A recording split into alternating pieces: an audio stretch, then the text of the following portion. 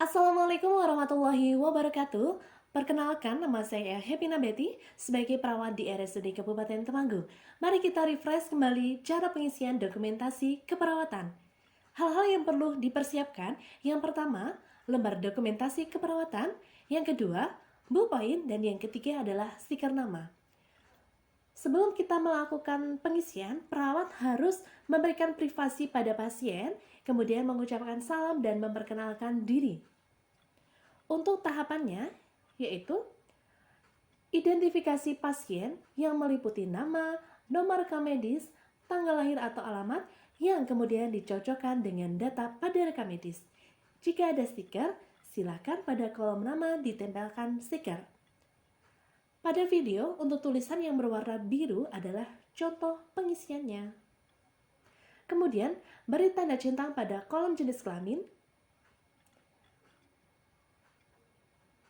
Kemudian, tuliskan tanggal dan jam kunjungan. Berikan tanda centang pada poli di mana pasien diperiksa.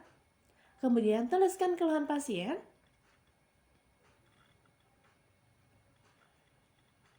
Selanjutnya, tuliskan hasil pemeriksaan fisik dan vital sign.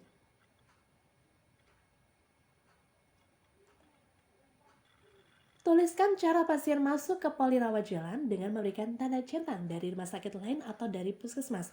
Kemudian, tuliskan status ekonomi pasien dengan memberikan tanda centang serta tulis agama dan pekerjaan pasien. Tahap pengisian yang kedua. Perawat menuliskan hasil screening nyeri. Berikan tanda centang jika pasien ada keluhan nyeri. Untuk pecentus, diisi nyeri terjadi pada saat apa. Untuk kualitas, berikan tanda centang pada kolom yang tersedia. Lokasi ditulis dengan nyeri berada di mana. Untuk skalanya menggunakan Wong Baker Face atau Numeric Pen Scale. Untuk waktunya, diisi dengan memberikan centang pada kolom. Selanjutnya, perawat menuliskan edukasi dan riwayat psikososial pada kolom yang tersedia. Ada atau tidaknya, silakan berikan tanda centang pada kolom yang ada.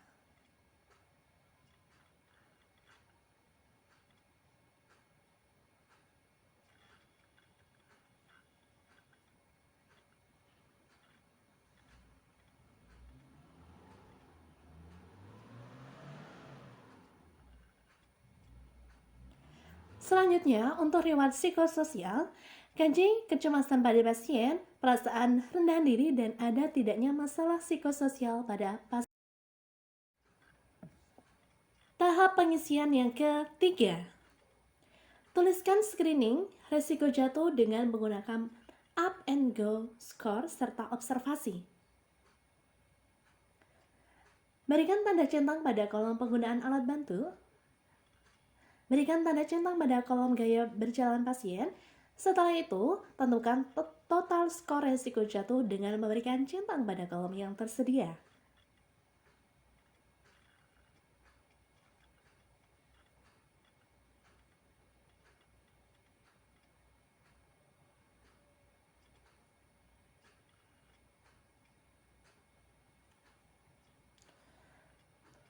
Tuliskan screening status gizi atau nutrisi. Tanyakan pada pasien apakah terjadi penurunan berat badan dalam 6 bulan terakhir. Beri tanda centang pada kolom yang tersedia atau berikan lingkaran pada kolom yang tersedia. Kemudian tanyakan asupan makanan, beri tanda lingkaran pada hasil temuan. Kemudian, tuliskan total skor pada poin 1 dan 2. Berikan tanda centang pada kolom ya atau tidak pada pasien dengan diagnosa khusus. Selanjutnya, tuliskan hasil asesmen fungsiologis dengan memberikan tanda centang pada kolom yang tersedia.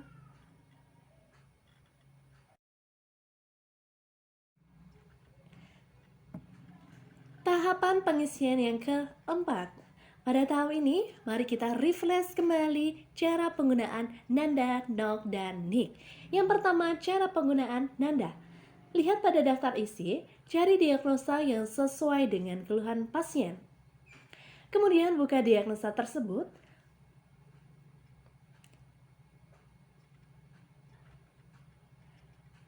Nilai definisi, kemudian batasan karakteristik, faktor yang berhubungan, pastikan sesuai dengan keluhan dan data yang didapatkan dari pasien. Sebagai contoh adalah nyeri kronis.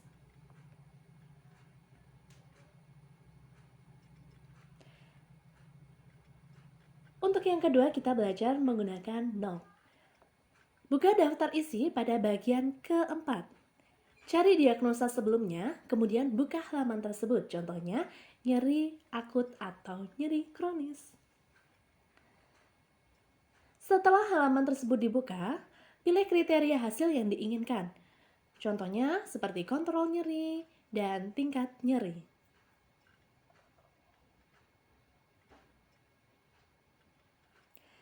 Kemudian buka daftar isi kembali pada bagian 3. Cari kategori kriteria hasil yang sebelumnya sudah dipilih. Buka halaman dan pilih kriteria hasil yang diharapkan. Contoh cara penulisannya menggunakan tindakan pengurangan nyeri tanpa analgesik yang tidak pernah menunjukkan skor 1 akan ditingkatkan menjadi sering yang menunjukkan skor 4.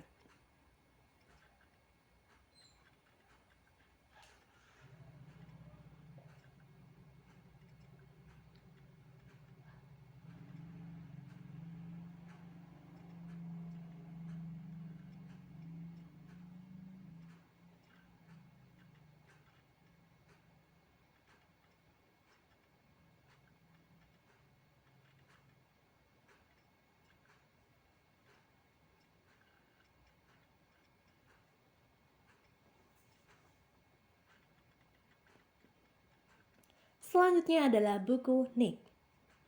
Yang pertama, buka daftar isi bagian 6.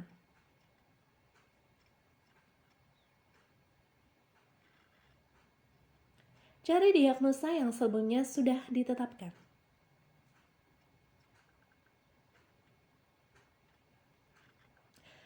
Kemudian, pilih kategori intervensi yang diinginkan. Contohnya, manajemen nyeri dan terapi latihan mobilisasi sendi.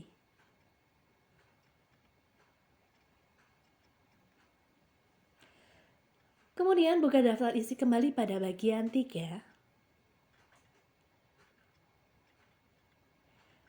Cari kategori intervensi yang sudah ditetapkan sebelumnya. Buka halamannya, kemudian pilih intervensi dengan berpedoman pada prinsip OTEK, yaitu observasi, terapeutik, edukasi, dan kolaborasi.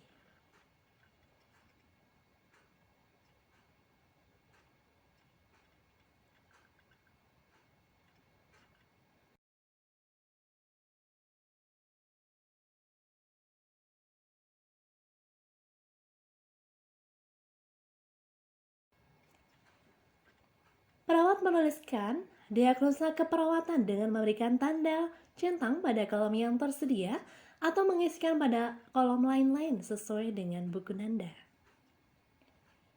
Kemudian, tuliskan rencana asuhan keperawatan sesuai buku NOC dan NIC. Untuk implementasi bisa dituliskan pada lembar CPPT.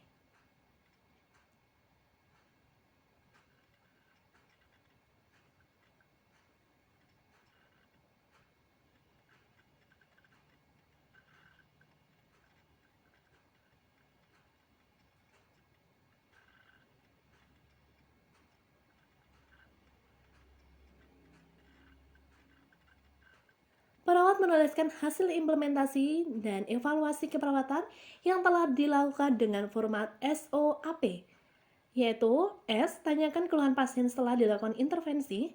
O. Lakukan pemeriksaan fisik head to toe, pemeriksaan tanda-tanda vital dan hasil tes diagnostik dan laboratorium. Yang A. Isikan diagnosa keperawatan berdasarkan hasil pengkajian. Kemudian untuk yang P, ada P1, yaitu menilai keberhasilan sesuai dengan kriteria hasil. P2, isikan intervensi yang akan dilanjutkan, ditambah atau dihentikan. Kemudian, bubuhkan nama perawat dan tanda tangan. Hal-hal yang harus diperhatikan dalam pengisian dokumentasi keperawatan. 1. Asesmen awal medis rawat jalan harus diselesaikan dalam waktu yang ditetapkan oleh rumah sakit, yaitu 15-30 menit atau sesuai dengan kondisi pasien. 2. Sebelum mengakhiri asesmen awal medis rawat jalan, dokumentasikan dan bubuhkan nama terang serta tanda tangan pada form yang telah ditetapkan. 3. Hasil asesmen awal rawat inap medis diinformasikan kepada pasien dan keluarga untuk memberikan keputusan dalam rencana asuhan. 4. Hasil asesmen awal rawat jalan medis dan keperawatan pada pasien diintegrasikan. 5. Hasil asesmen diverifikasi oleh DPCP dengan membubuhkan tanda tangan dan nama terang. 6. Perawat memastikan komunikasi dengan pasien tidak terdengar oleh pasien dan keluarga pasien yang lain. Demikian cara pengisian dokumentasi keperawatan pasien rawat jalan. Mohon maaf apabila terdapat hal-hal yang kurang berkenan di hati.